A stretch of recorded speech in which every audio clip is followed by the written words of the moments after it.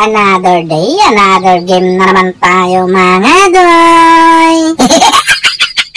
Bihira lang talaga ako magkaroon ng kakamping mga katulad ng mga ganitong galawan mga doy.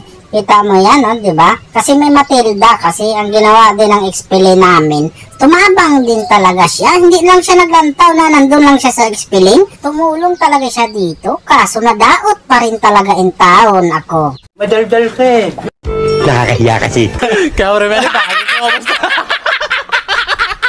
Sa sobrang gigil talaga ng alis dito mga doy, sinulod na niya pati sa tore. Masakit talaga ang tore doy. Nakapag-triple patuloy. Fast hand man siguro yung gosyo na yun mga doy.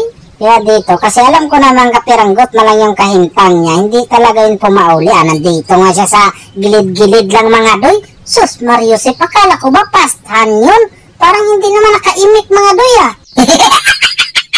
Pinuntahan ko na agad yung Chang'e dito kasi bilang isang Chang'e mga doy, pusher daw talaga yan sa ngayon. Sige, subukan natin yung pagiging pusher mo kung hindi ka madaot dyan.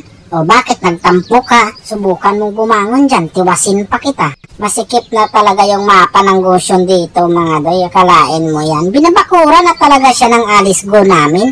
Wala na siyang pagkakataon dito na katulad nito kukunin yung pagong. Wala na siyang karapatan dyan mga doy kasi yung alis mabilis din talaga. Baka alis go yan. Tapos yung Gosyon dito mga doy, papakitaan sana niya ako ng combo. Kita mo yung gagawin niya attempt pero ang di niya alam, itutuloy ko talaga yun. Hindi naman kasi ako marunong mag-attempt. Tuloy ang gusto ko. Kaya ayun, natuluyan tuloy siya. At dahil busy din talaga yung mga kakampi ko, dahil lang yung explain ko mga doy. Wala nang pakiaram doon sa mga tore namin. Kaya basag-basag na. Tapos wala pa silang nabasag. Tapos dito nakita ko yung Leslie mga doy. Nagdidipinsa sa tore nila. Ginulat ko kaso na sobrang sa gulat mga doy. Nawala man diretso.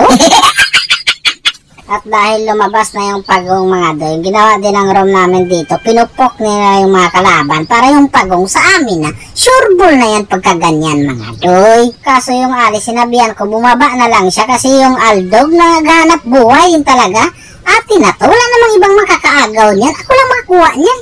Hala ka, ano yun? Naglag ba ako? Pinindot ko naman yung restri ko, bakit hindi tumuloy? Pinigilan lang siguro ako ng restri mga doy Gusto mo, laasa ka. Tapos dito, sinalo ko pa yung taon lahat ng dagger ng Gosyon mga doy. Kaya wala na.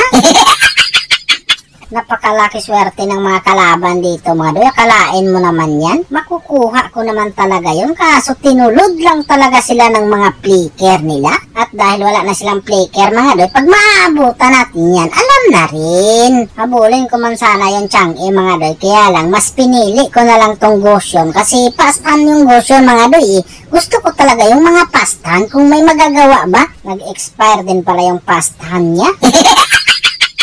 Ang bilis lang talaga nalusa yung mananap namin dito mga doy. Binudburan ba naman ni Chang'e ng magic sarap as in bitchin tsaka medicol? Kaya sinabihan ko na lang yung mga kampi ko na backyard na lang muna tayo mga doy. Huwag na natin pilitin yung mga bagay-bagay na yan. Kaso ang ginawa ng Matilda dito, pumasok talaga siya mga doy. At dahil pumasok siya, ayun, pumasok din siya sa butas. Tapos yung Aldo, ganun din ang ginawa, pumasok din mga doy. Ayun, pinasok ko rin siya sa butas. Kaya dito, narinig ko na naman yung victory!